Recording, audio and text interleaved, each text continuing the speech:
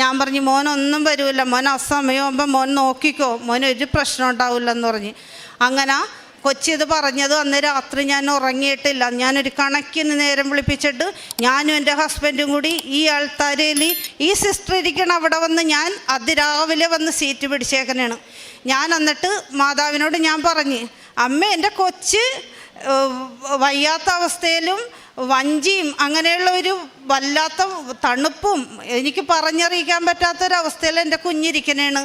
നീ യേശുവിനോട് പറഞ്ഞ് യേശു ശിഷ്യന്മാർക്ക് ധൈര്യം കൊടുത്ത് വഞ്ചിട അമരത്തിരുന്ന പോലെ നീയും ഈശോയും ഔസേപിതാവും സകല മാലാകന്മാരും വിശുദ്ധരും എല്ലാം എൻ്റെ കുഞ്ഞിൻ്റെ കൂടെ പോകണമെന്ന് പറഞ്ഞ് ഞാൻ ഇങ്ങനെ പ്രാർത്ഥിച്ച് ഞാനിവിടെ ഇരിക്കണേണ്. ഊണുറക്കമൊന്നുമില്ല.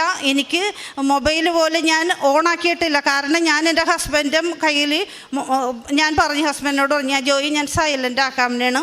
എനിക്ക് എൻ്റെ കൊച്ചി മെഡൽ കിട്ടിയെന്നുള്ള മെസ്സേജ് വന്നതിന് ശേഷം മാത്രം എൻ്റെ കയ്യിലേക്ക് ഫോൺ തന്നാൽ മതി എന്ന്. ഫോൺ ഞാൻ എടുക്കുകയുള്ളെന്നുള്ള വാശി തന്നെയായിരുന്നു. 4-4:30 ഞാൻ ഫോൺ സൈലൻറ്റിൽ